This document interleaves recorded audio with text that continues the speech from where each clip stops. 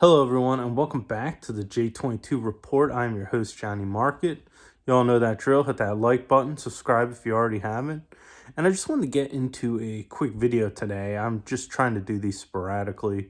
I'd like to get more regular, but I've been very busy with my personal life.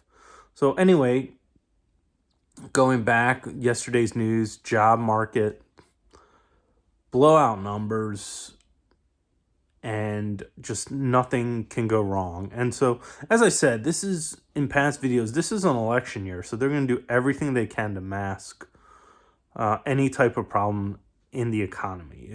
If you look beneath the numbers, all those were part-time jobs from what I read. None of them were full-time jobs, and the native-born population hasn't experienced job growth since 2018. But they're not going to allow the press and everything, people to underlook the hood, what's under the hood and it's not very good. So, but the thing is, why does it matter? Why does it? Because the markets care about it.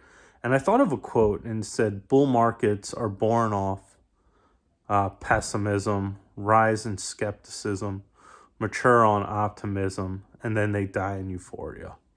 And if you look at it, we have 4% interest rates on the 10-year. Market's still going up, and it was going up starting in October because one, interest rates went down, the market started pricing in 6 rate cuts, and if they're going to manufacture data like this, I don't see what type of cover the Fed had to lower rates. So I don't think they're going to juice up the markets mechanically, meaning like policy like QE or lowering rates. It's probably gonna be jawboning, like the economy's strong, inflation's under control. We're gonna, eventually cut rates without having to do much cutting. Anyway, they might cut after the election, but I think they're gonna try to do everything they can to jawbone the market. You know how the Fed normally manipulates markets is through psychology. And that's what generally happens. But we all know this government data is not real. It doesn't reflect. I saw a post from a normie economist saying, I never thought I would question this in my life, but I'm starting to question the government data, its reliability. And by not showing the reality of the American in the government data, they're going to lose credibility in the markets eventually. I don't think it will be this year, but they will. And it will come this decade, not 20, 30, or 40 years from now, in my opinion. So, that's what I was talking about. We're in the euphoria stage. A lot of Elliott Wave technicians, like Avi Gilbert, he thinks those S&P can go up to 5,400. Some said 6,000, which I don't see unreasonable.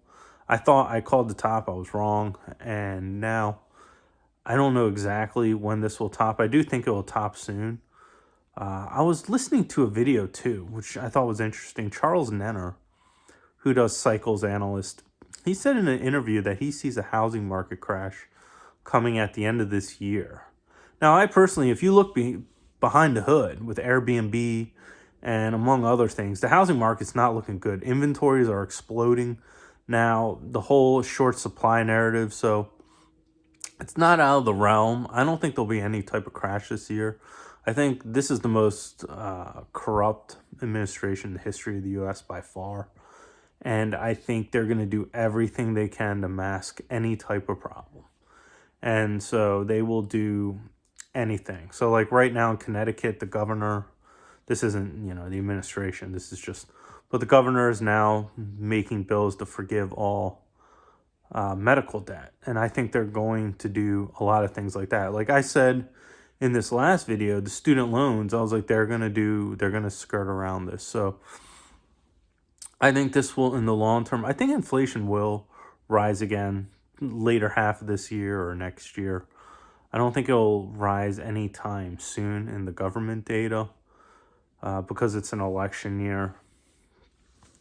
But yeah, it's unreal how, but the banks, there was this bank in New York that failed again. And if banks keep failing like this, eventually sentiment will change. So that's, in my opinion, there is a banking crisis coming in the future. But that's the main update I was doing. Gold, in terms of gold, I'm a gold bug. I think gold will do well. And right now it's gotten above that 2000 mark, and it looks like it's really basing. And it hasn't broken below the 2000. So a lot of technicians, I say that gold's still in a healthy chart. And I think part of that is they're still buying from around the world. And a lot of non-US countries they are buying gold, and I think that's what keeps the price up. It's not, excuse me, my nose was itchy, but it's not, yeah, it's not, that's why they don't buy silver. They're buying monetary purposes, and silver, I think, will eventually follow. It goes into the beginning of a bull market, but this is the one thing about economic forecasts, including mine. A lot of them are not correct. I mean, I called the recession in 2022. They didn't acknowledge it, but I still called it. I thought there was one next year. It didn't happen. I don't think it will happen this year, especially with blowout job numbers like this. One thing I've nailed, though, is that gold will not take off until the government economic data starts showing a recession. It starts collapsing and starts going. And that's one reason it broke 2000 is that I think the GDP put a floor on it. I think the bank failures rose it. And then just, rates lowering from October to basically from October of 2023 till now, it was almost at 5%. Now it's around 4. I think that fueled the rally, and that got people thinking, oh yeah, 6 interest rate cuts. And the Fed didn't really squash that because they knew it would drive up the market. So they're going to try to slowly let it down month by month. That's why they haven't squashed the March interest rate cut, but they're saying it's probably off the table. So, that's how the Fed operates. They're manipulating the psychology, and they're going to keep doing that in an election year.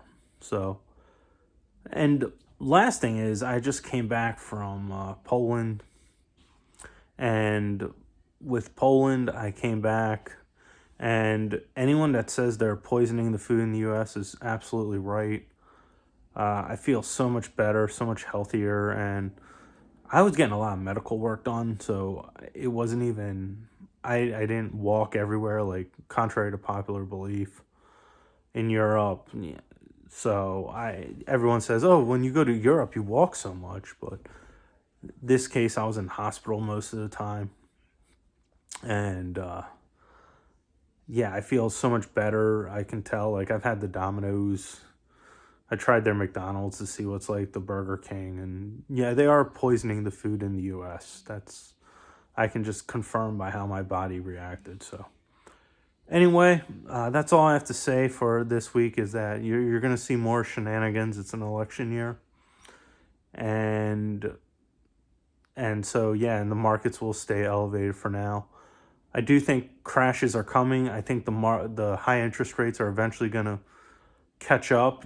And one thing that since 2022, since they began their rate hiking cycle, is bankruptcies have been rising significantly. Now, they're still low historically, but they've been rising significantly. And if it keeps rising like this, there definitely will be a crash. They haven't hit near 2008 levels. So that's one thing to keep. You see small banks failing, bankruptcies rising. Recession's on the way. Is it this year or next? That's the question. 2022, we had one, regardless of what they say. So anyway, those are just my thoughts to recap. If you watched this far, hit that like button, subscribe if you already haven't. And by the way, lastly, Poland is a beautiful country. So if you haven't visited it, go visit it. It's great food, beautiful women. It's cheap, affordable, a lot to love there. All right, have a good one.